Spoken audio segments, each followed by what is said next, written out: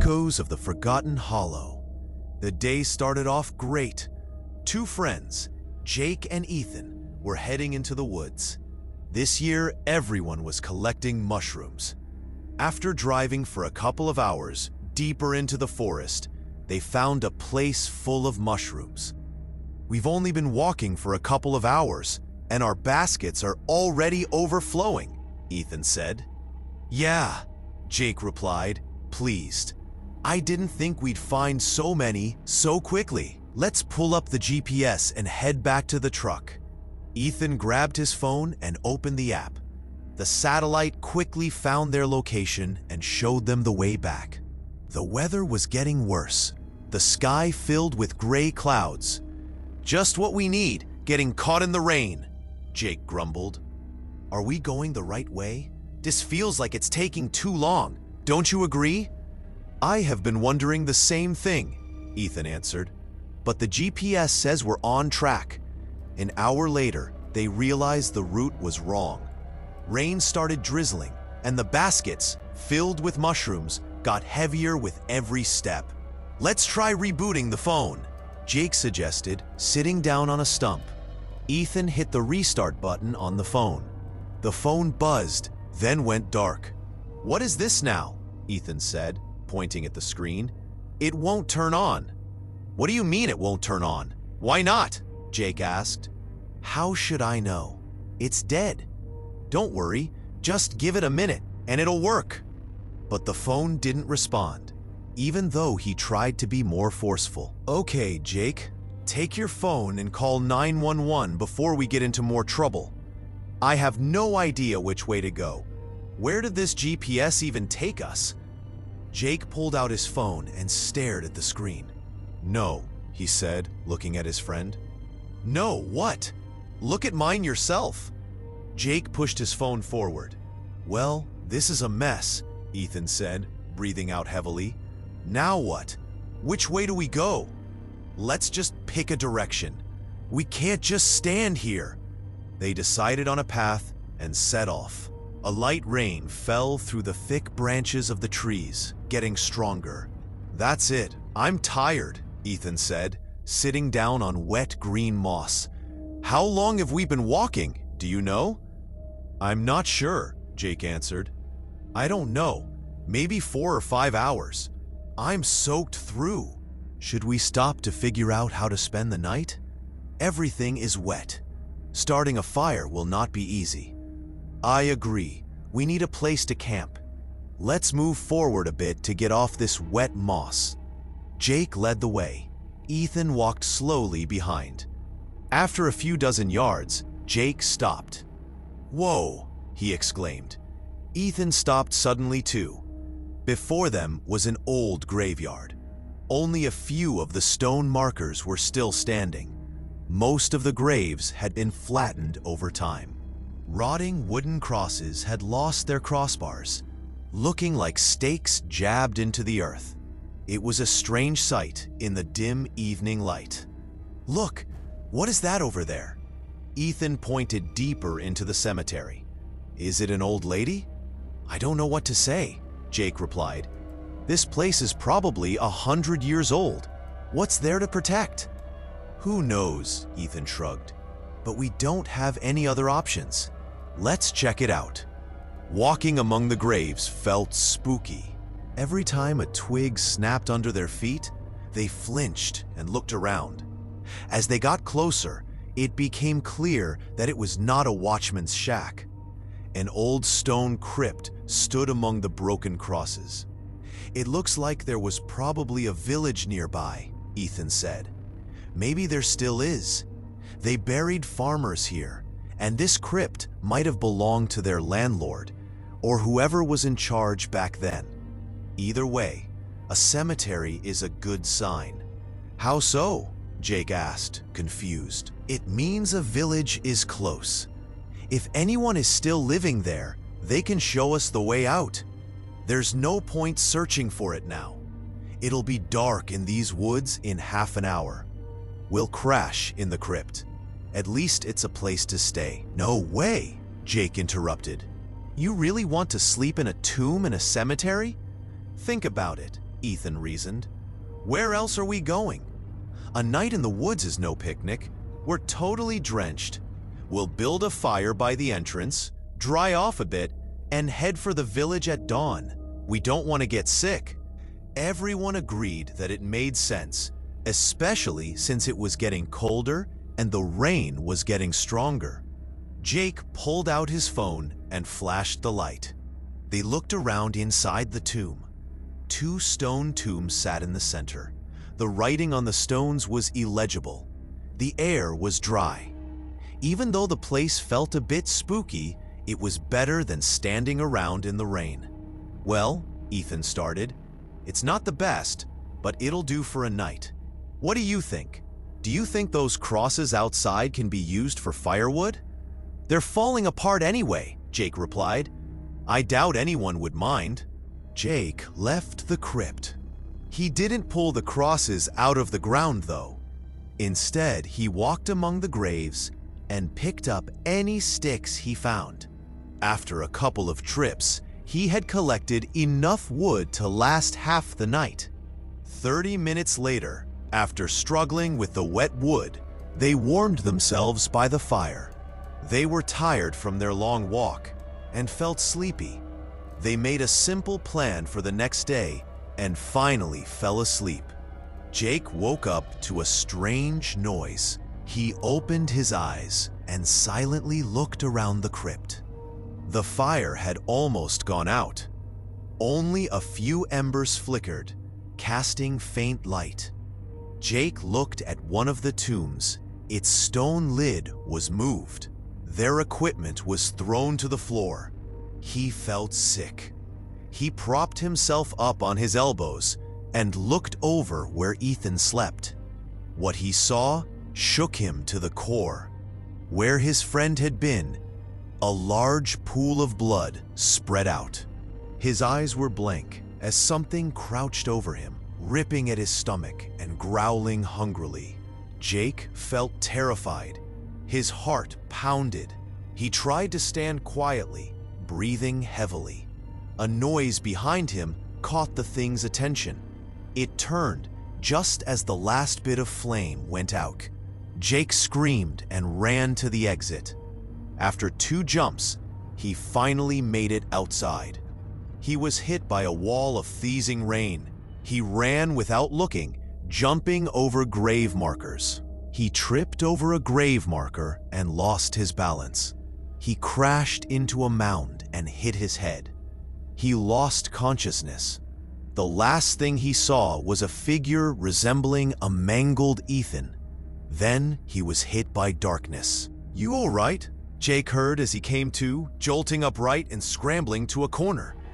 Ethan sat in front of him. "What's wrong?" Ethan asked, worried by his friend's panic. "Dude, man," Jake said, looking around the crypt. "How? I saw it. I saw that thing eat you." Like a crazy person, he shouted fragments of what happened. "Who ate me? I chased after you when you tripped," Ethan said. Jake fell silent. His chest moved up and down quickly. He was clearly rattled. "God," he whispered, playing with his hair. "Was it a dream? It felt so real. I saw it. I felt it." "Well, you sure woke me up," Ethan laughed. "Maybe the day's stress got to you. How long was I asleep?" 6 hours, easy," Ethan replied. "You woke up when it was still dark. It's noon now, judging by the sun. While you were asleep, I looked around and found some wild apples. Eat these to relax." He gave Jake a few of the sour apples. "What did you find out there?" Jake asked, chewing, clearly feeling more relaxed after last night. "What about the area?" "I didn't go far. It's too creepy alone. There's a creek to the left with good water. It flows from somewhere, so we will search for a village the other way. We don't want to end up in a swamp." After a while, the guys walked along the edge of the graveyard, moving farther from the crypt. At the cemetery's far end, they stopped before a monument. It stood out because it was the only well-maintained monument in the area. There was a photo on a pyramid-shaped metal frame. A young guy with bright, lively eyes stared out from beyond the photo. He was no older than 20. He had blonde, curly bangs, and he was flashing a mischievous grin, like he was greeting them. "This thing is old. Check the death date. It's from before the war," Ethan said. "But the photo looks fresh, just not in color. I wonder what happened to him, so young," Jake thought out loud, looking at the picture. "All right, let's move. Who knows how long it will take to find a town? We've already spent most of the day burning." With that, they continued on. They had not gone far, going through thick bushes or around old pine trees. The sky was low and gray, and it was raining a little, but that didn't make them feel any better. The gloom made everything feel foggy.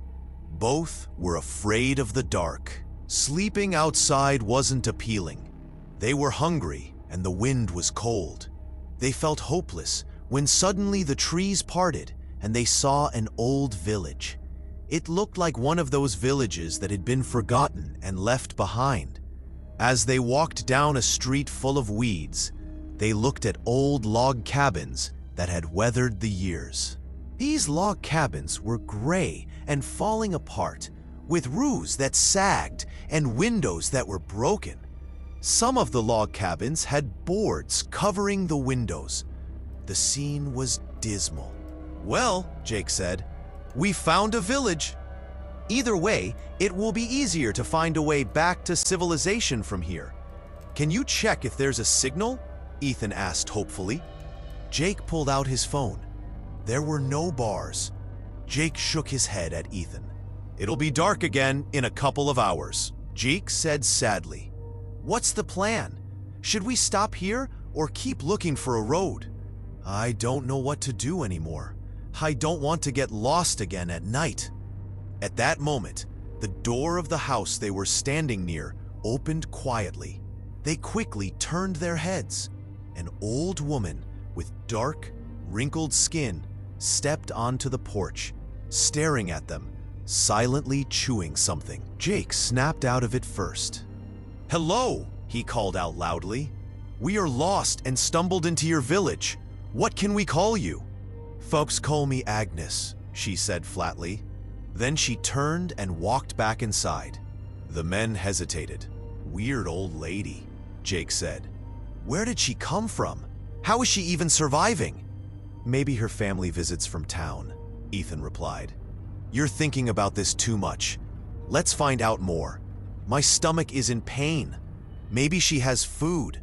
With that, Ethan climbed the porch steps. Agnes's house had 2 rooms and a kitchen. The dim light that came through the dusty, faded curtains over grimy windows made it hard to see. The furniture was old, dark, and dusty. A dresser, table, a few stools, and a metal-framed bed in the main room. The second room had a lopsided wooden closet and a couch. The floorboards were wobbly, and it felt like they would give way and someone could fall through. Dust bunnies hid in the corners of the basement. Ethan looked around the basement. If Agnes's back weren't moving, he would think the house was empty. "I don't clean, so I keep the windows shut. I don't need daylight," she said in a rough voice, as if she could read his mind. "You mean you are blind?" Ethan asked. "Are you totally blind, or can you see a little?" "Totally blind," she replied. "How do you live here by yourself? Does your family visit?" "I don't have any family." "How do you get around?" "Metal is all around. I go by smell," she said, staring at him. Ethan felt a chill. Her blue eyes moved, but it was impossible to tell if she saw anything. A noise behind them made them jump. Turning around, Ethan saw Jake step inside. "Granny, where can I wash up?" he asked. Agnes led them to a bucket with a ladle and went back to her room. 5 minutes later, they followed. "Sit at the table," she said, pointing to a simple meal. Their stomachs grumbled at the sight. They eagerly started eating. "Miss Agnes, how far is the highway from here?" Jake asked.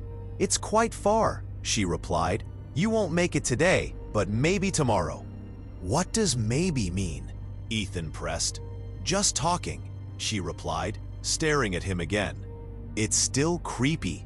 There are swamps everywhere, and that cemetery is close by. Don't you ever worry being blind? Jake asked. I have lived here my whole life and know every blade of grass.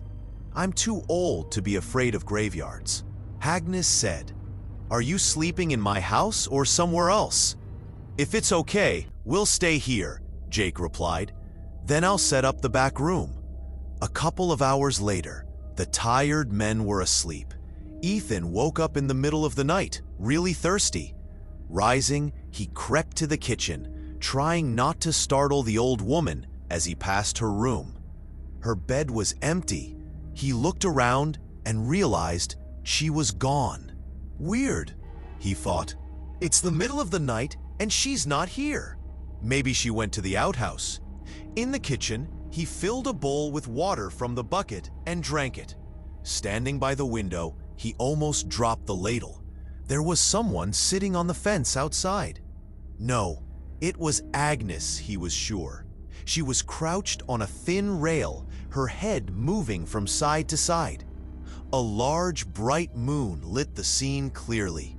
He could have described her outfit in great detail. Suddenly, she froze, as if she had sensed him. Her head began turning slowly. Her body remained still. Ethan felt fear.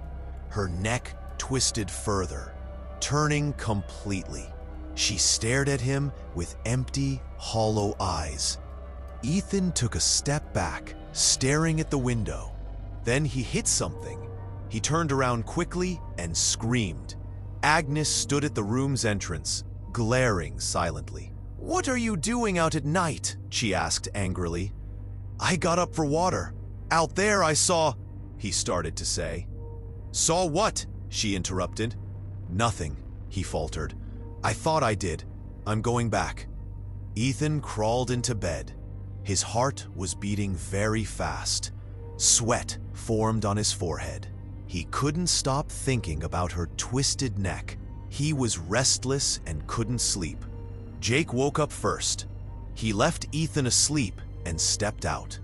Agnes sat at the table, sipping tea. "Ma'am, while he's out, I will scout around. Maybe I'll catch a signal." She didn't say anything. Outside, the early fall air felt refreshing. It was unusual for the season to have a warm breeze. At least the rain had stopped. Jake walked slowly, looking at the remaining houses, and soon he reached the end of the street. The forest stretched ahead. He checked his phone. There was no signal. He started to head back when he saw something moving near the woods. Squinting, he saw a young man waving. "You need to get out of this village now," the stranger said without any introduction. "What? Why? Who are you?" Jake asked. The man smiled. "Call me a local," he replied. "Local?" Jake repeated. "I don't understand. Nobody is here but Agnes." "She is exactly why you have got to run, as fast as you can. You might still be able to escape on your own." "What does might mean? I don't understand." "We're not trapped. My friend will wake up soon and we'll leave by noon."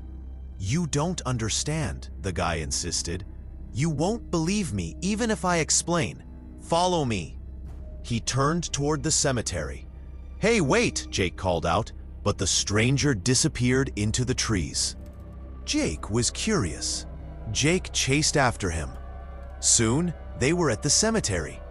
The man turned left and stopped. "See these fence scraps? They used to surround the whole place. Now, you can barely tell what is cemetery ground and what is not. Look, this stake is outside the fence. The person buried here could not rest on holy ground." Jake stood, not knowing what to do. "Why call it a stake? It's a broken cross." "No," the stranger said. "It is a stake, made of ash wood. Pick up that plaque next to it." Jake bent down and picked up a rusty tag. The year of birth was illegible. The death was before the war. Agnes Carver. So what does that mean? Jake asked. It means the woman buried here is the Agnes you slept under last night. What kind of joke is this?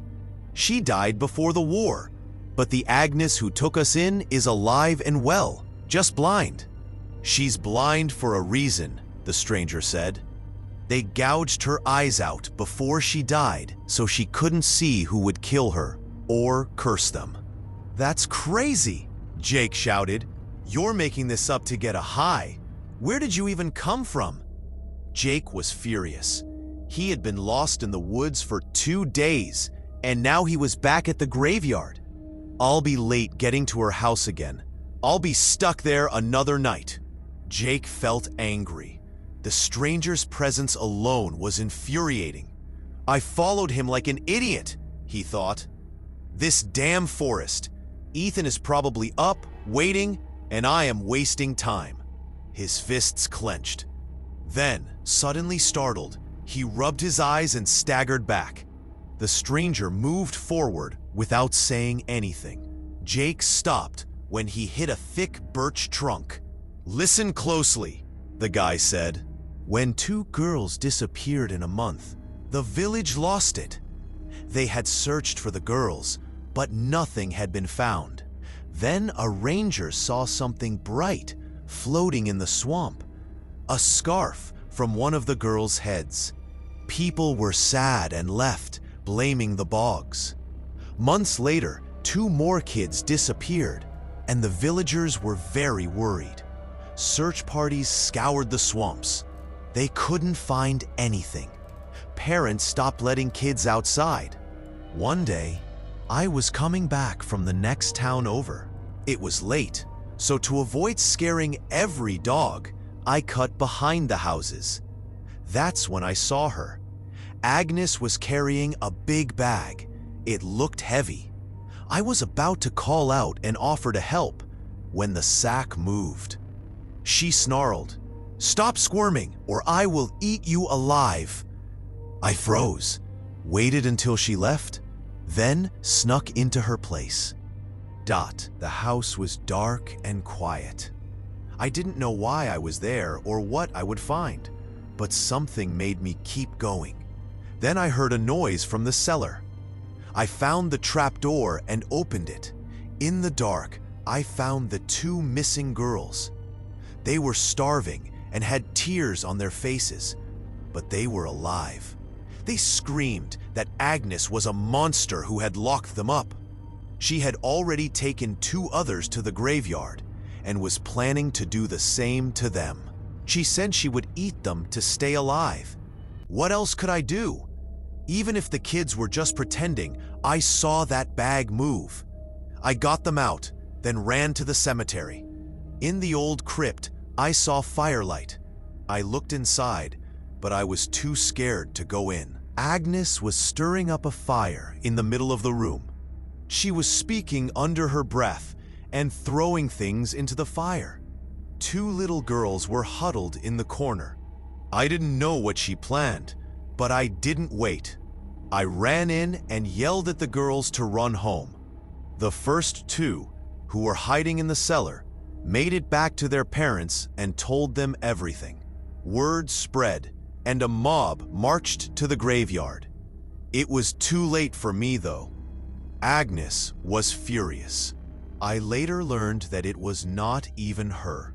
A demon had taken over, craving sacrifices. The worst part? I became its meal in that crypt. I couldn't fight it. Since then, this forest and graveyard have become my prison. I can't leave. I saw it all that night. The mob grabbed her. She screamed, cursed, and swore she would come back. They cut out her eyes so she would never know who killed her, then burned and buried her outside the cemetery, like you do with witches. As for me, they buried me at the opposite end of the cemetery, he pointed. Jake understood. That is where I saw him, he thought. The blonde kid's photo on the monument. The stranger smiled, knowing what he was thinking. Yes, that is my picture. You and your friend saw me. My name is Nate." "How do you know each other?" Jake gasped. "You're a ghost? How did she come back? What happened to the village? Did she wipe it out?" "No," Nate said, laughing. "It's not that complicated. Her grave got overgrown, but the girls' folks I saved kept mine tidy. Then war hit. Men were drafted. Germans closed in. People scattered. The village emptied out. But the evil in her grave did not die. It waited. Wall scavengers showed up, digging up battlefields. They were her first. The evil has been waiting since then, stuck like me. It can't cross the cemetery. This sacred ground keeps it from moving forward. Grab your friend and run. Cut through the graveyard. She won't be able to follow you past that line. I'll show you back the way." Surprised, Jake hurried to the village. His head felt dizzy. He felt confused. All he wanted was to get out.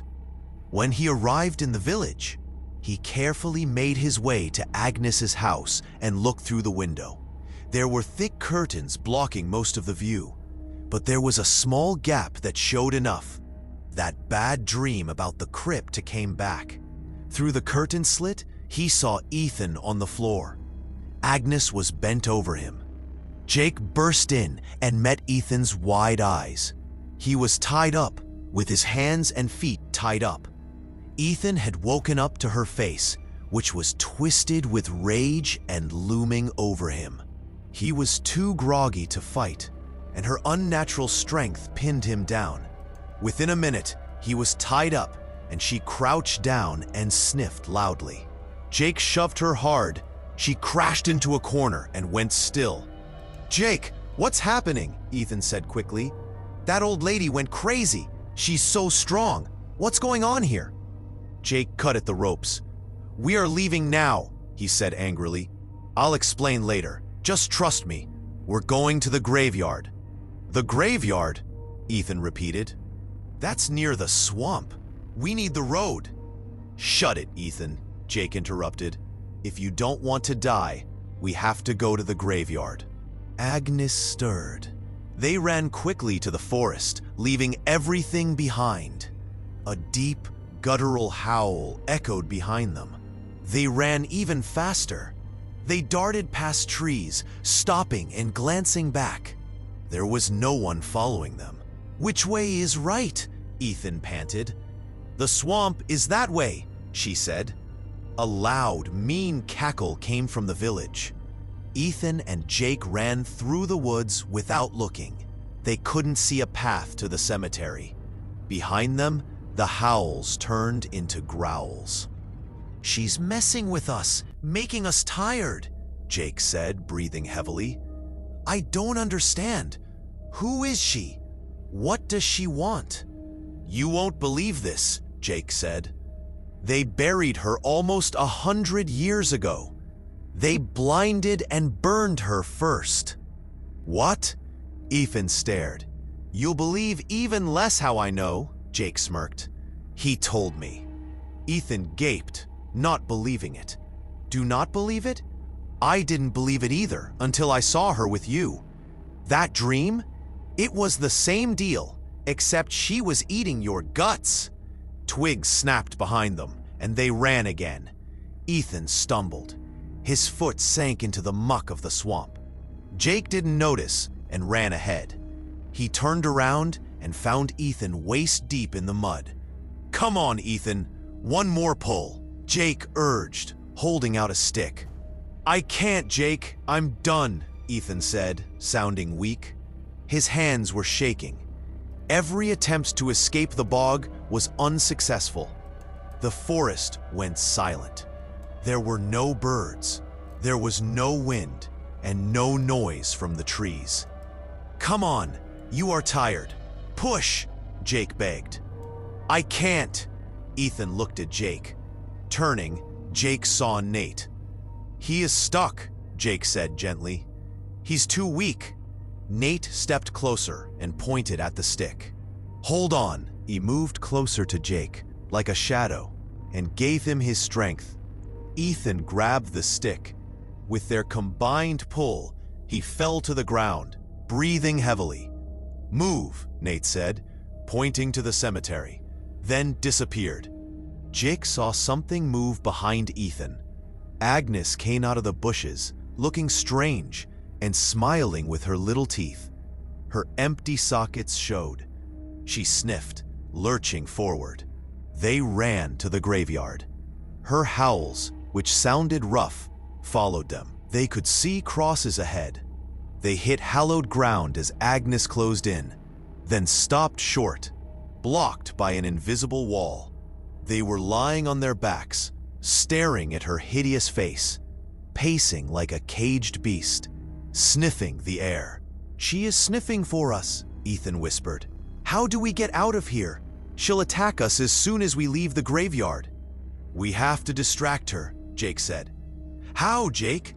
"I'm not sure yet. She is blind. We'll use that to our advantage." "Right," Ethan agreed. "We'll go the other way." After watching her follow the fence line for 20 minutes, they made a plan. Ethan grabbed a rock. Jake tied his shirt around it. Ethan threw the rock. It snagged a branch, swaying like a pendulum. They held their breath. Agnes paused, her head tilted toward the rustling shirt. It worked. She started to walk away. They ran in the opposite direction. Nate waved them over in the middle of the cemetery. He led, helping them when they stumbled. Past the graveyard, they ran like mad. "Stop!" Nate called out to them. They stopped, panting. Their lungs burned. Their hearts were beating very fast. "This is our boundary," Nate said. "She and I cannot cross it. You wandered past it. People who do this cannot find their way back alone. I'm glad I got you out. I don't always manage it," he added sadly. "Go." "What about you?" Jake asked. "Back to her? Can we help?" Nate smiled. "Just don't come back here. Where there is eternal evil, something good has got to balance it. Goodbye." As dusk fell, Nate disappeared. They hurried off, hitting where they had entered 2 days ago. Their truck was there. The keys were lost at Agnes's. A car that passed them took them home. Days later, Jake woke up to a noise. In the dark, he saw Ethan's outline by the window. "Ethan, what's going on?" he whispered. It turned around. It wasn't Ethan, but Agnes's eyeless face. Jake woke up alone. The truck key lay on his nightstand, left in the forest. A howl sounded in the distance. In the mirror, the blonde kid from the photo pointed silently into the distance. The forest called to him again.